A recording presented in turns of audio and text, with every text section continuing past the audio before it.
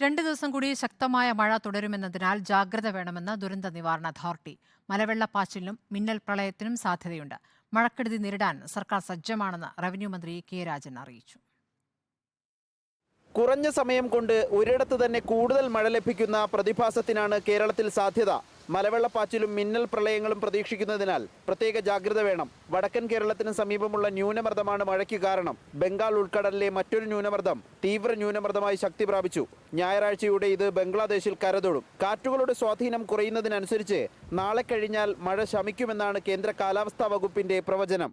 4 ദിവസമായി പെയ്തുകൊണ്ടിരിക്കുന്ന മഴയ്ക്ക് ഇന്നും നാളെയും കഴിഞ്ഞാൽ ചെറിയൊരു ശമനം ഉണ്ടാകും എന്നാണ് ഇപ്പോഴത്തെ നിർദ്ദേശങ്ങളനുസരിച്ച് കാണാൻ കഴിയുന്ന ഒരു കാര്യം. കഴിഞ്ഞ 24 മണിക്കൂറിൽ എറണാകുളം കളമശ്ശേരിയിലാണ് കൂടുതൽ മഴ ലഭിച്ചത്. കളമശ്ശേരിയിൽ 145 മില്ലിമീറ്ററും ആലുവയിൽ 137 മില്ലിമീറ്ററും എറണാകുളത്ത് 130 മില്ലിമീറ്ററും മഴ ലഭിച്ചു. കടലിൽ മോശം കാലാവസ്ഥയുള്ളതിനാൽ മത്സ്യബന്ധനത്തിന് ഏർപ്പെടുത്തിയ വിലക്ക് തുടരും. റിപ്പോർട്ടർ, തിരുവനന്തപുരം.